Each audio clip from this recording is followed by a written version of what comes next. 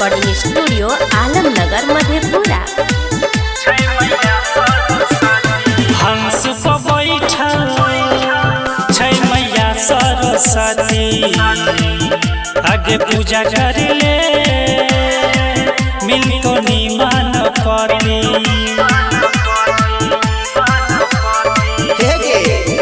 आगे हंस पर बैठल छै मैया सरस्वती, गे आगे पूजा कर ले मिलतो निमन पति।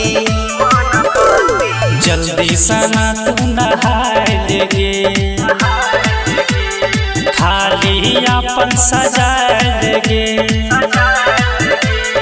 हंस पर बैठल छै मैया सरस्वती, गे आगे पूजा कर ले मिलतो निमन पति।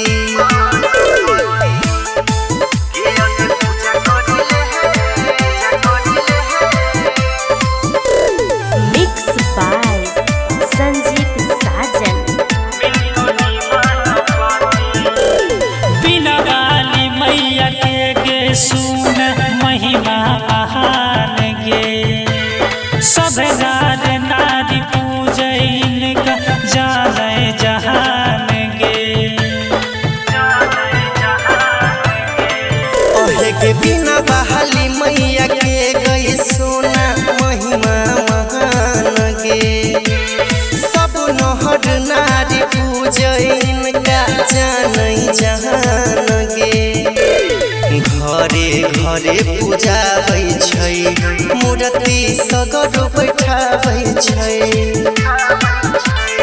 हंस पर बैठल छै मैया सरस्वती, गे आगे पूजा कर ले मिलतो निमन पति।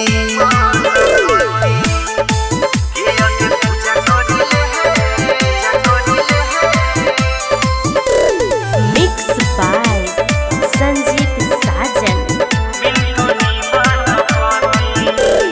जैसन दुल्हा तो मंगा भी दे तो जोड़ी लगाई गे। पूजा कर ले जीवन कहो तोरो कर तो भलाई गे।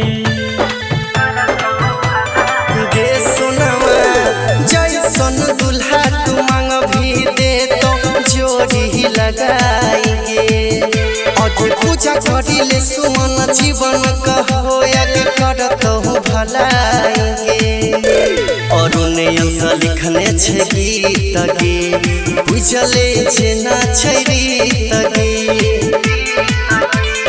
हंस पर बैठल छै मैया सरस्वती, गे आगे पूजा करी ले मिलतो निमन पति।